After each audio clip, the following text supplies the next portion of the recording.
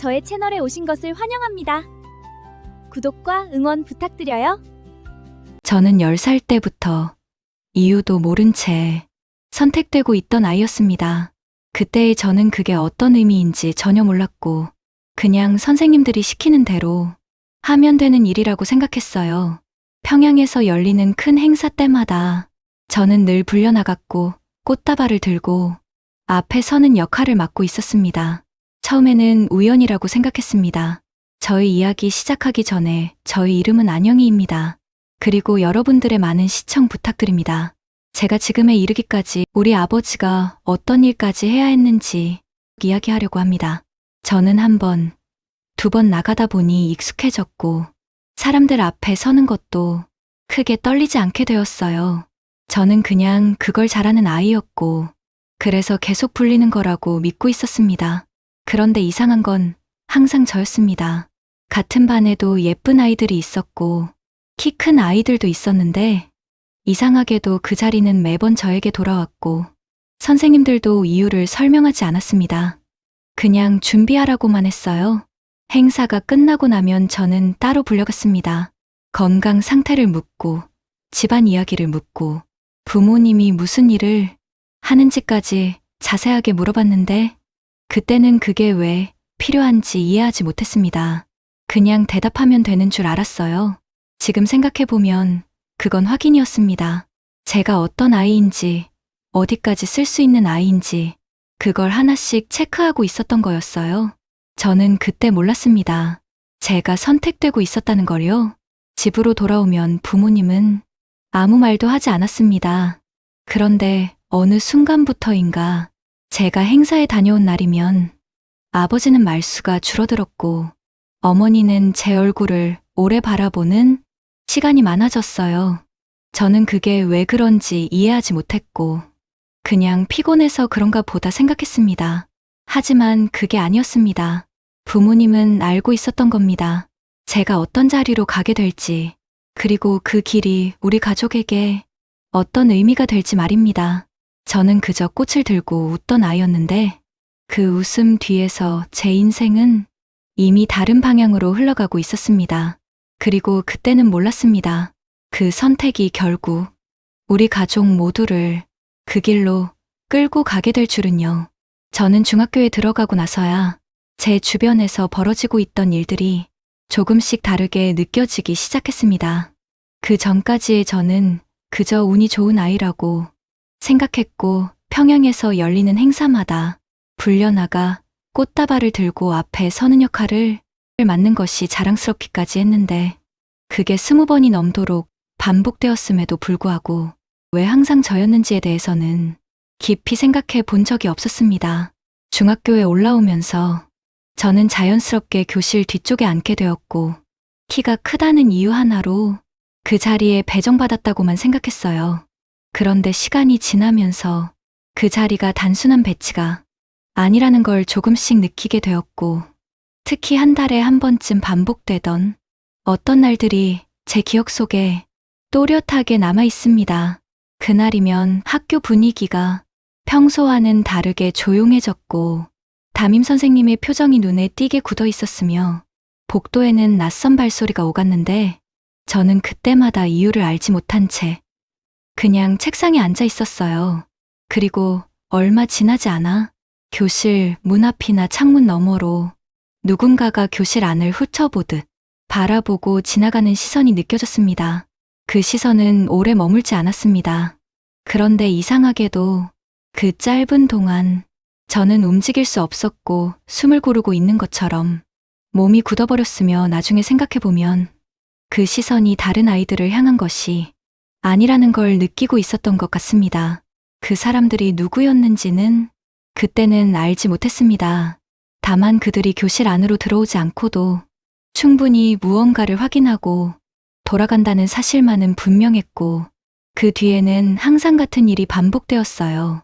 담임 선생님과 교장 선생님이 따로 불러 나가 대화를 나누고 돌아왔으며 저는 그 내용에 대해 아무것도 듣지 못한 채 다시 평소의 수업으로 돌아가야 했습니다. 집으로 돌아오면 모든 것은 평소와 같았습니다. 부모님은 제가 학교에서 어떤 일을 겪었는지 전혀 알지 못했고 저 역시 굳이 말하지 않았으며 그저 하루를 보낸 것처럼 행동했어요. 그때까지 저는 그 모든 일이 특별한 일이 아니라고 믿고 있었기 때문입니다. 그런데 시간이 지날수록 저는 점점 확신하게 되었습니다. 그 시선과 그 방문이 단순한 점검이 아니라는 것을요. 그리고 그 중심에 제가 있다는 사실도요.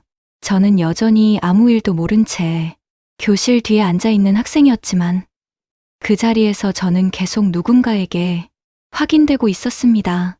그때 저는 아직 몰랐습니다.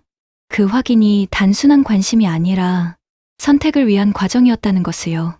그리고 그 선택이 제 의지와는 전혀 상관없이 이미 진행되고 있었다는 사실을요. 그때까지 저는 몰랐습니다. 저를 둘러싸고 있던 모든 일들이 단순한 우연이 아니라는 것을요. 그리고 그 사실을 가장 먼저 알아버린 사람이 제 아버지였다는 것도 저는 한참이 지나서야 알게 되었습니다. 아버지는 원래 말이 많은 사람이 아니었습니다. 집에서는 늘 조용했고 필요한 말만 하면서도 가족을 챙기는 사람이었는데 어느 순간부터인가 그 조용함이 달라졌다는 걸 저는 느끼고 있었어요. 같은 침묵인데도 이전과는 다르게 무겁게 가라앉아 있었고 무언가를 혼자서 감당하고 있는 사람처럼 보였습니다. 그 변화는 아주 작은 순간에서 시작되었습니다.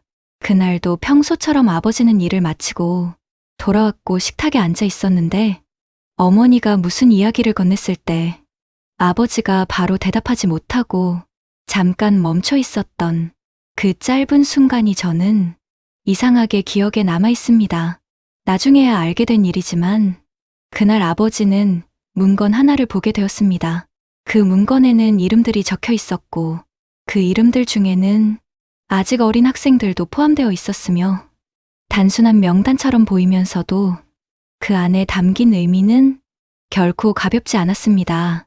그리고 그 목록의 한가운데에 제 이름이 적혀 있었습니다. 안녕희. 아버지는 그 이름을 보고 한 번 더 확인했다고 합니다. 같은 이름이 아닐까 싶어서 다른 사람일 수도 있다고 생각하면서도 다시 들여다봤고 그 아래에 적힌 내용들을 읽으면서 더 이상 부정할 수 없게 되었다고 했습니다. 그 순간부터였습니다.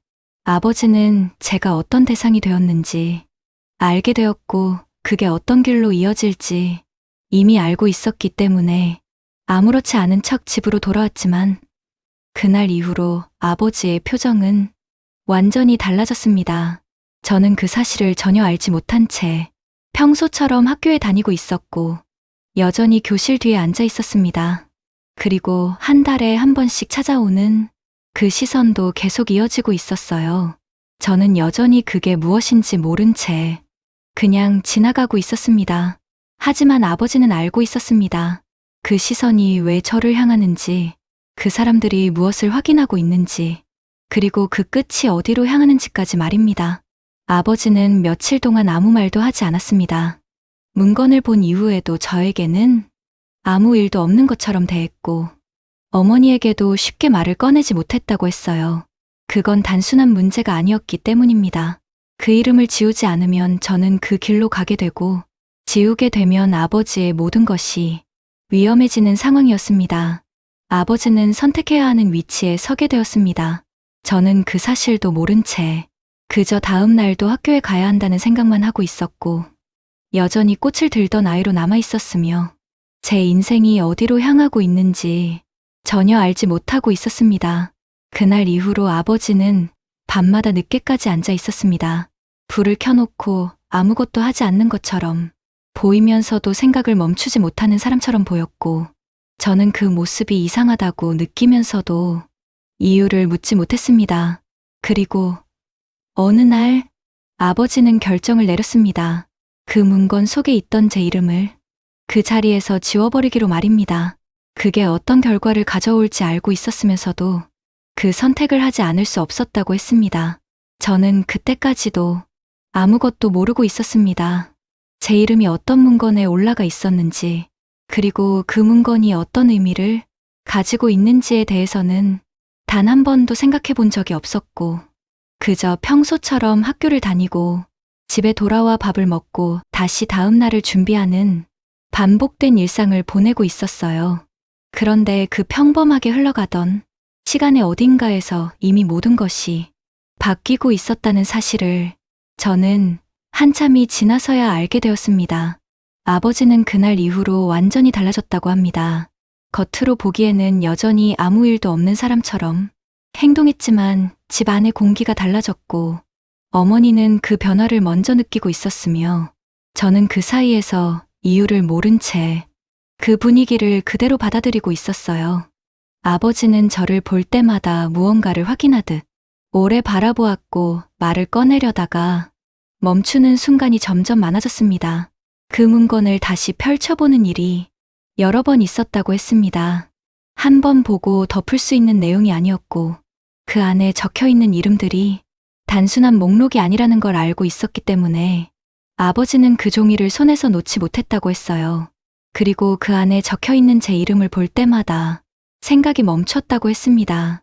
안녕히 그 이름을 그대로 두면 저는 그 길로 가게 되는 것이었고 지워버리면 그 순간부터 모든 것이 달라지는 선택이 되는 것이었기 때문에 아버지는 쉽게 결정을 내릴 수 없었다고 했습니다.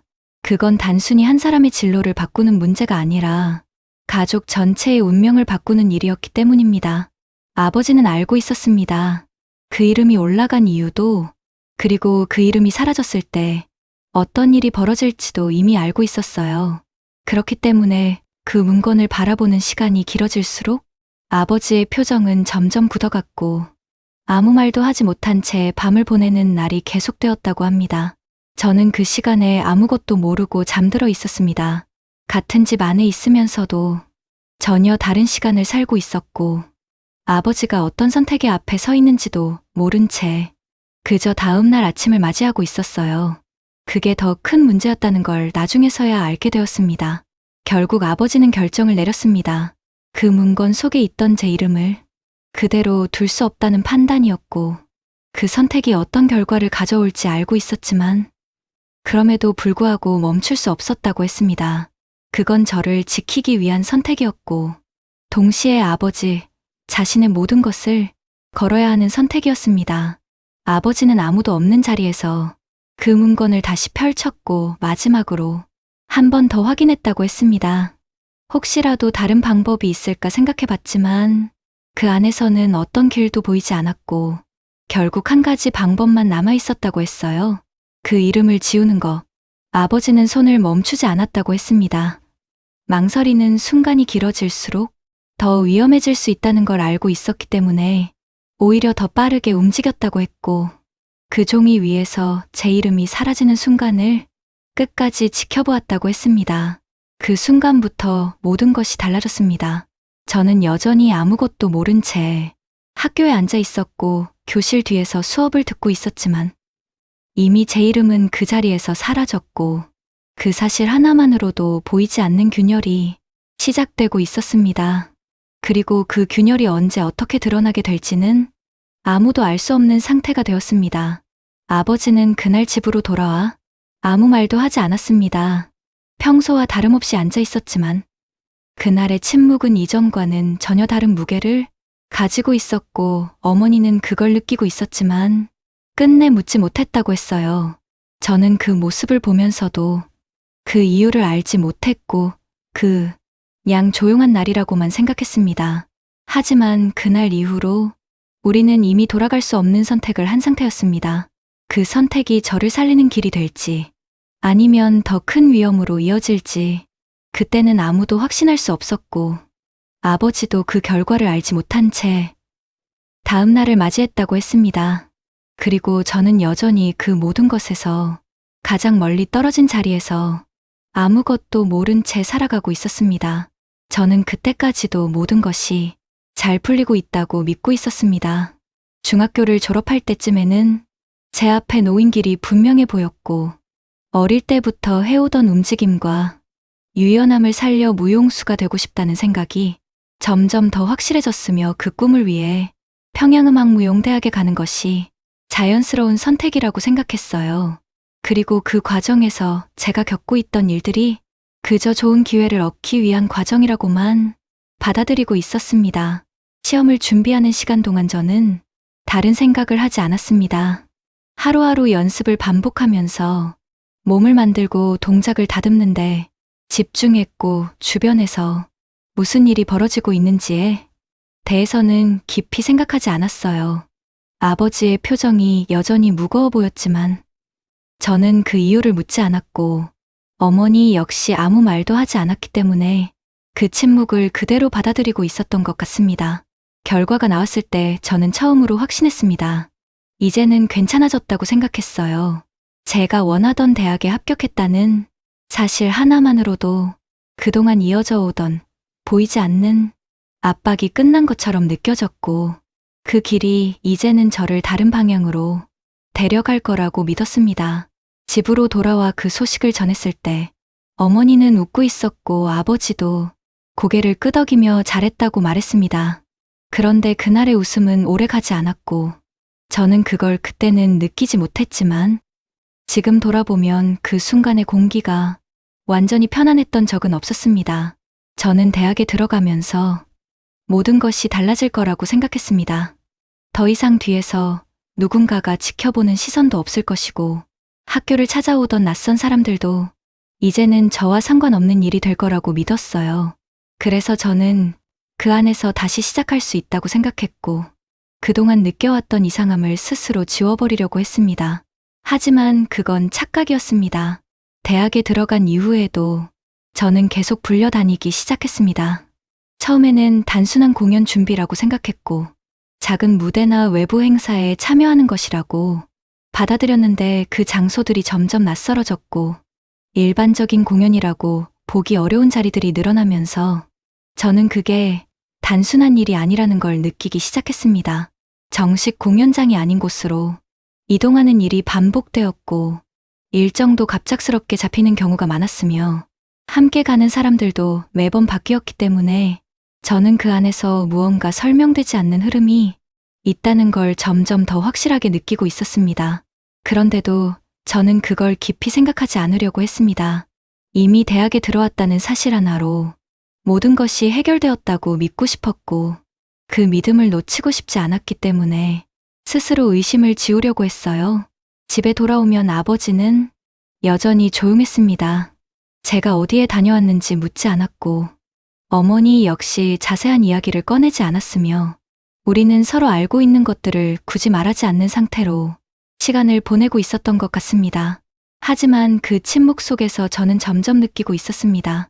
무언가 끝난 것이 아니라 오히려 더 깊은 곳으로 들어가고 있다는 걸요. 저는 그때 처음으로 생각했습니다.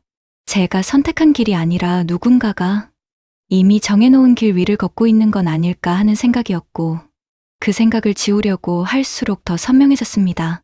그렇지만 그때의 저는 멈출 수 없었습니다. 이미 시작된 길이었고 뒤를 돌아보는 순간 더 큰 문제가 생길 수 있다는 걸 막연하게 느끼고 있었기 때문에 저는 아무것도 모른 척 그 흐름 안에 그대로 서 있었습니다. 그리고 그 시점에서 저는 아직 몰랐습니다.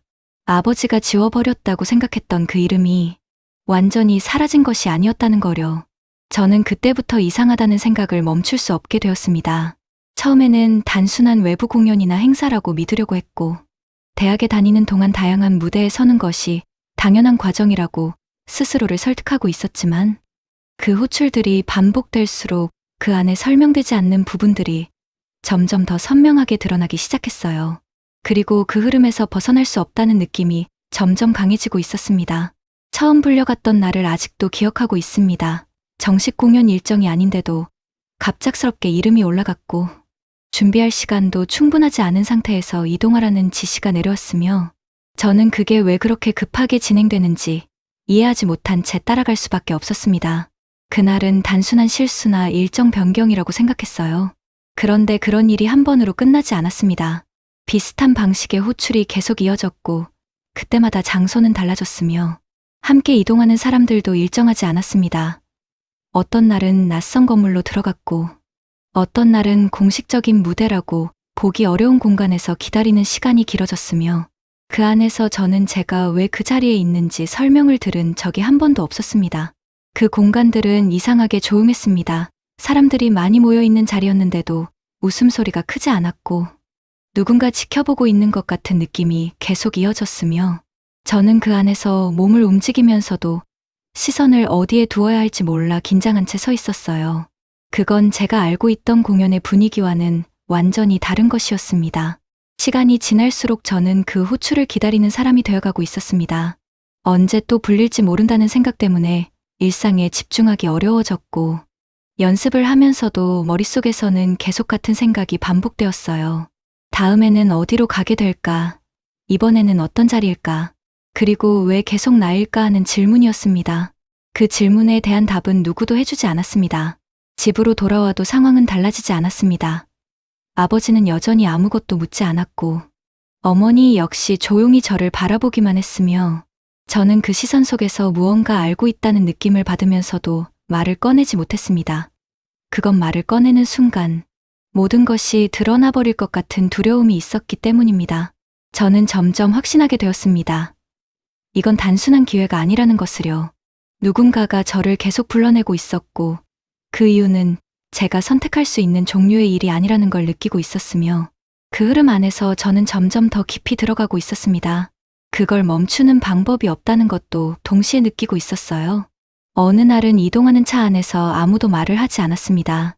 창밖을 보는 사람도 없었고 서로를 바라보지도 않았으며 그 침묵이 너무 길어져서 저는 숨을 크게 쉬는 것조차 조심해야 할 것 같은 기분이 들었습니다. 그 순간 저는 처음으로 생각했습니다. 이건 내가 알고 있던 세상이 아니라는 걸요. 그럼에도 불구하고 저는 계속 그 자리에 갔습니다. 거부할 수 있는 선택지가 없었고 이미 여러 번 그 흐름을 따라온 상태였기 때문에 뒤로 물러나는 것이 더 위험할 수 있다는 생각이 들었으며 저는 아무것도 모른 척 그 안에 서 있는 방법밖에 없었습니다. 그리고 그 반복이 계속될수록 저는 점점 다른 사람이 되어가고 있었습니다. 예전처럼 아무 생각 없이 웃는 일이 줄어들었고 누군가 저를 부르는 순간 몸이 먼저 반응하게 되었으며 그 호출이 끝난 뒤에도 긴장이 쉽게 풀리지 않았습니다. 저는 그 변화를 스스로 느끼고 있었지만 그 이유를 정확하게 설명할 수는 없었습니다. 다만 하나 분명했던 건 이건 아직 끝난 일이 아니라는 것이었습니다.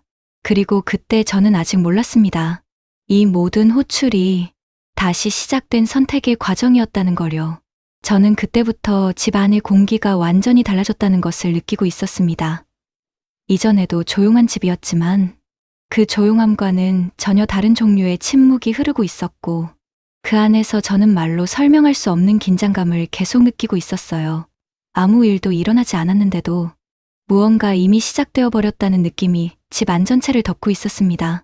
아버지는 더 이상 저를 제대로 바라보지 않았습니다. 눈이 마주치는 순간마다 무언가를 숨기는 사람처럼 시선을 피했고 말을 꺼내려다가 멈추는 일이 반복되었으며 그 모습이 점점 더 자연스럽지 않게 느껴졌습니다. 저는 그 이유를 알지 못했지만 그걸 묻는 것이 오히려 더 위험할 수 있다는 생각이 들어 아무 말도 하지 못하고 있었습니다. 그날은 특히 이상했습니다. 평소보다 늦은 시간에 누군가 집 근처를 서성이는 기척이 느껴졌고 창밖에서 들려오는 발소리가 한 번이 아니라 여러 번 반복되었으며 저는 그 소리를 듣고 있으면서도 그게 무엇인지 확인하러 나갈 수 없었습니다. 괜히 문을 열었다가 더 큰 문제가 생길 것 같은 느낌이 들었기 때문입니다. 아버지는 그날 밤 거의 잠을 자지 않았습니다. 불을 끄지 않은 채 앉아 있었고 아무것도 하지 않는 것처럼 보였지만 계속 생각을 멈추지 못하는 사람처럼 움직이지 않은 채 시간을 보내고 있었으며 저는 그 모습을 방 안에서 조용히 지켜보고 있었습니다. 그리고 그 순간 저는 처음으로 확신했습니다. 무언가 들켜버렸다는 걸요. 그게 무엇인지는 몰랐지만 이미 되돌릴 수 없는 지점까지 와 있다는 느낌이 들었고 그 중심에 아버지가 서 있다는 것도 느껴졌습니다. 저는 그 사실을 입 밖으로 꺼내지 못한 채 그저 숨을 죽이고 있었어요. 다음 날 아침 아버지는 평소보다 더 말이 없었습니다. 식사를 하는 동안에도 거의 말을 하지 않았고 어머니도 아무것도 묻지 않았으며 우리는 서로 눈을 마주치지 않은 채 시간을 보내고 있었는데 그 조용함이 오히려 더 크게 느껴졌습니다. 그리고 그날 이후로 집에 오는 사람들의 분위기가 달라졌습니다. 예전에는 학교에서만 느껴지던 그 시선이 이제는 집 근처에서도 느껴지기 시작했고, 누군가가 우리를 보고 있다는 느낌이 점점 더 선명해졌으며, 저는 그 시선이 단순한 감시가 아니라 확인이라는 것을 느끼고 있었습니다. 이미 한번 확인된 것을 다시 확인하는 사람들의 시선이었습니다. 아버지는 그걸 알고 있었습니다. 그리고 저는 그걸 느끼고 있었습니다. 우리는 아무 말도 하지 않았지만 같은 사실을 알고 있는 상태였고, 그 침묵이 오히려 더 무겁게 내려앉아 있었습니다. 그 안에서 저는 처음으로 생각했습니다. 우리가 이미 벗어날 수 없는 상황에 들어와 있는 건 아닐까 하는 생각이었습니다. 그날 밤, 아버지는 결국 입을 열었습니다. 아무도 없는 것처럼 조용한 목소리로, 하지만 분명하게 들릴 정도의 크기로 저를 불렀고, 저는 그 목소리를 듣는 순간 몸이 먼저 반응했습니다.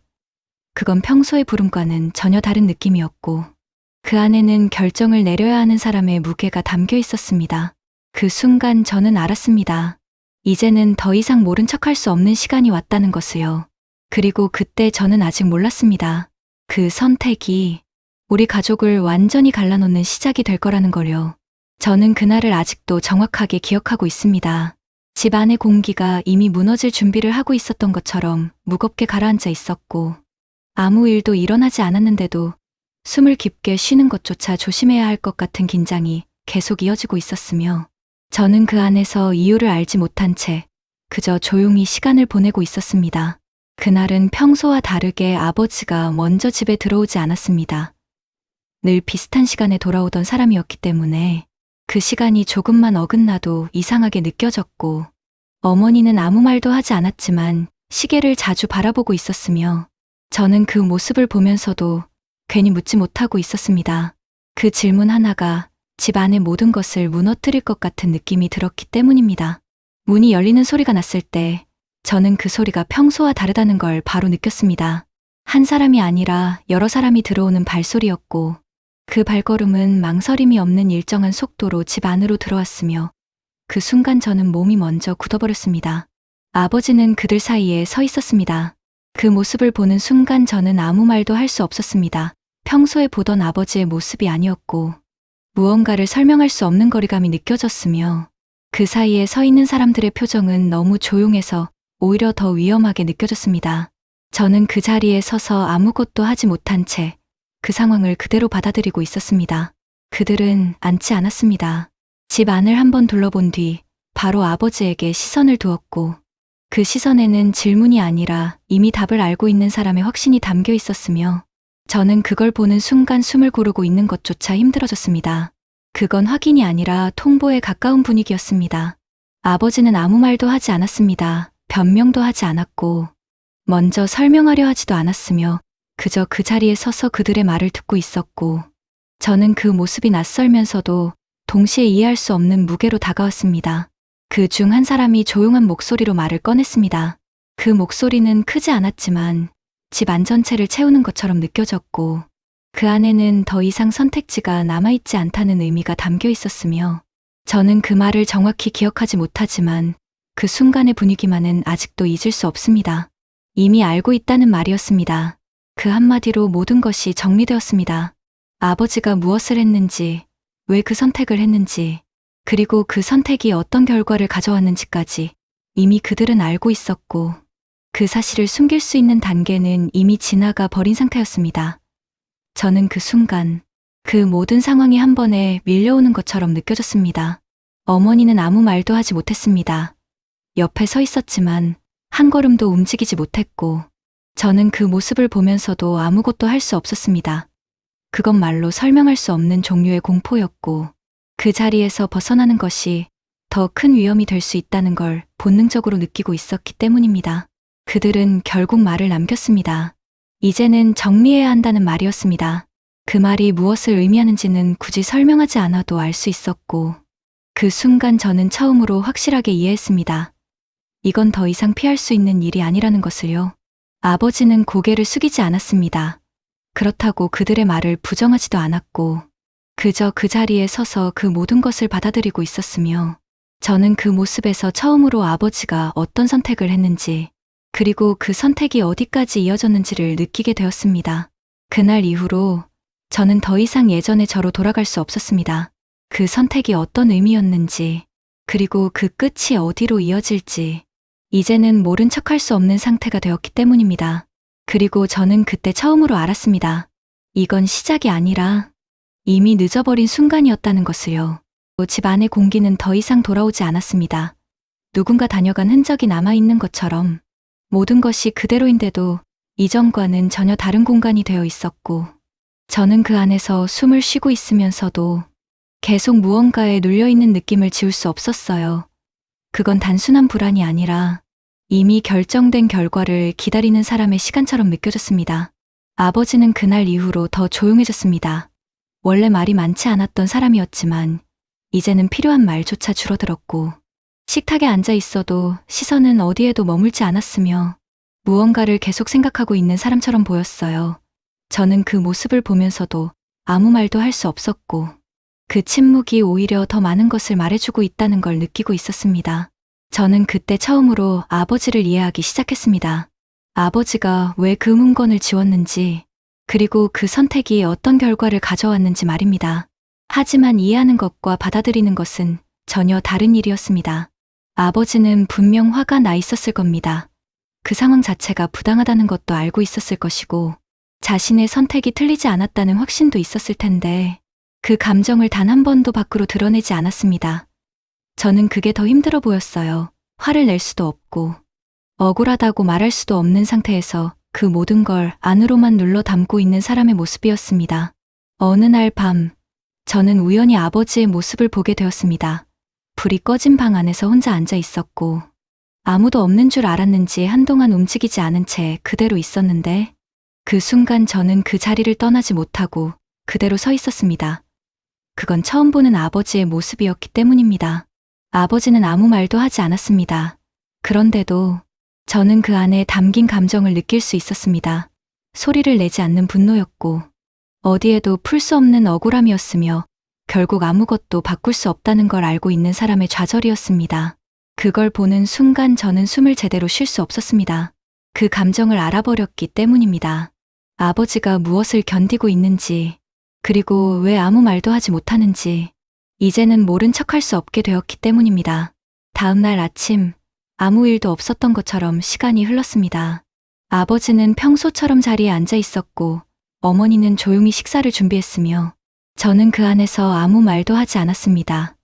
우리는 서로를 바라보면서도 그 이야기를 꺼내지 않았고, 그게 더 안전한 선택이라는 걸 알고 있었어요.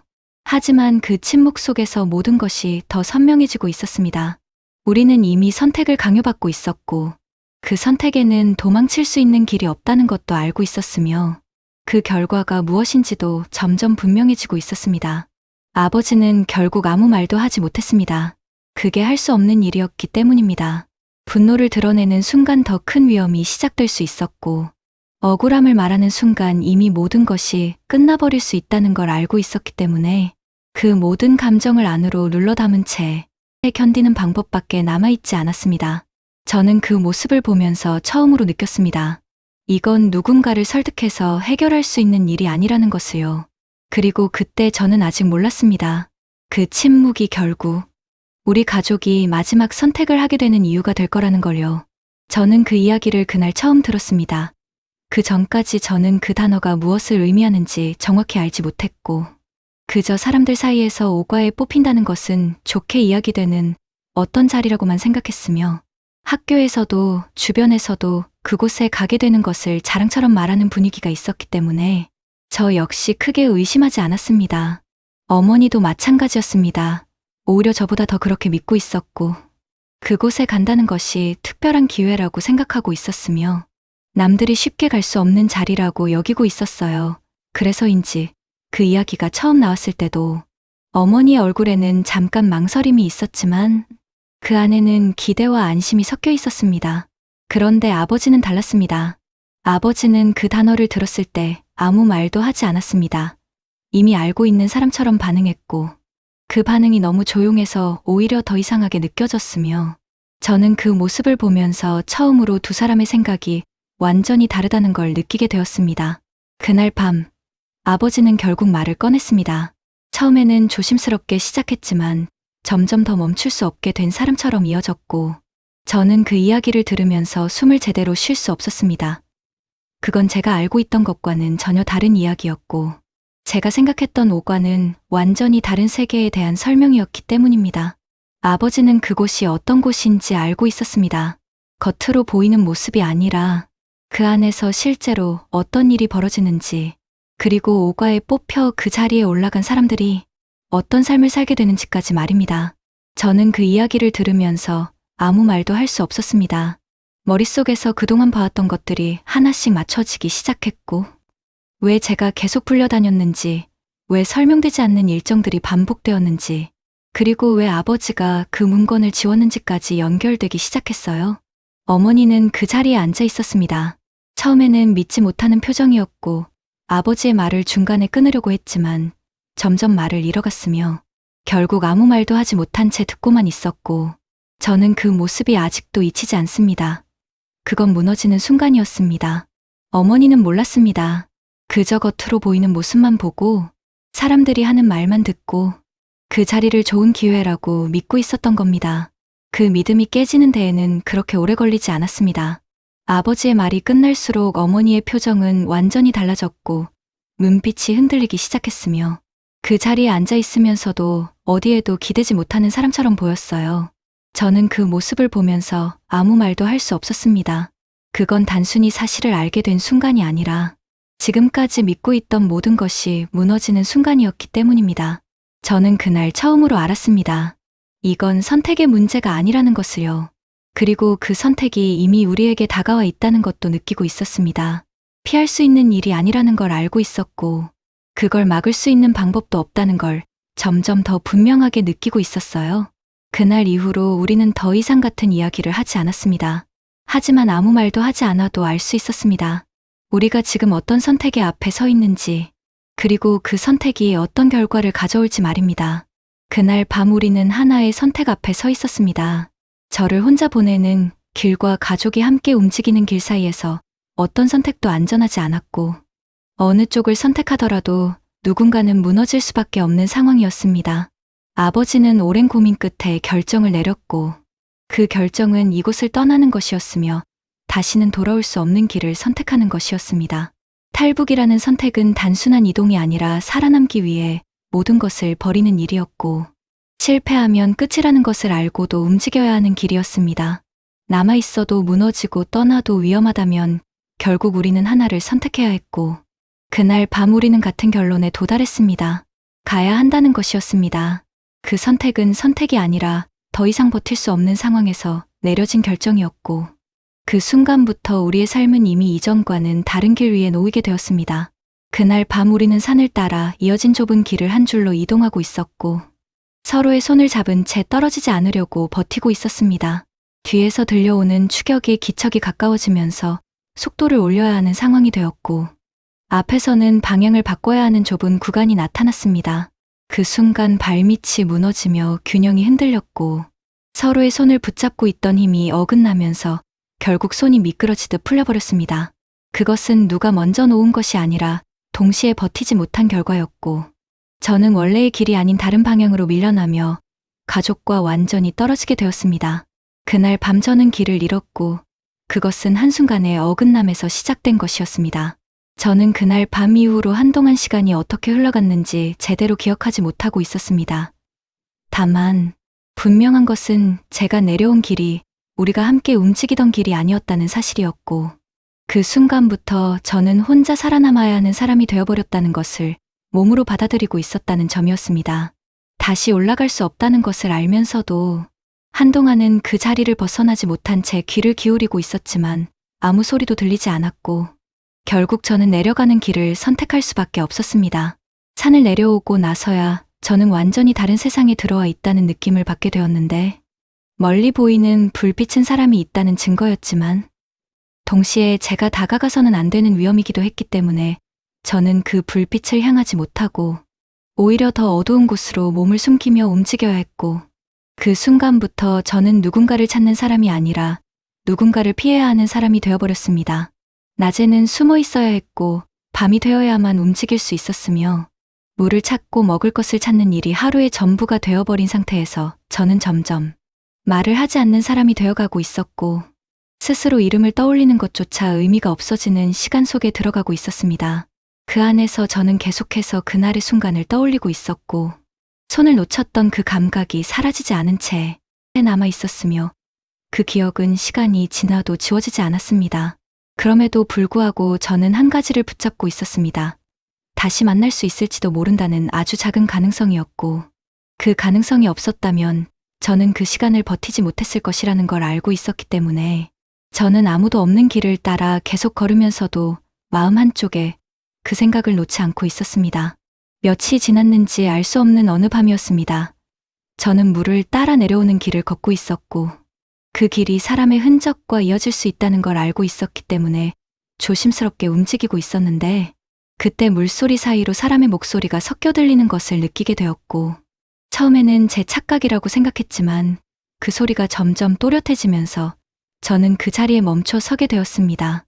그 목소리는 낯설지 않았습니다. 정확하게 설명할 수는 없었지만 저는 그 억양과 말투를 알고 있었고, 그걸 인식하는 순간 몸이 먼저 반응하고 있었으며, 저는 위험하다는 걸 알면서도 그 소리가 나는 방향으로 조금씩 다가가기 시작했습니다. 조금 더 가까이 다가갔을 때 저는 부모님을 보게 되었습니다. 어둠 속에서도 알아볼 수 있었습니다. 얼굴이 아니라 움직임과 서 있는 모습만으로도 저는 알 수 있었고, 그 순간 저는 더 이상 멈춰 있을 수 없었으며 그 자리에서 그대로 뛰어 나가게 되었습니다.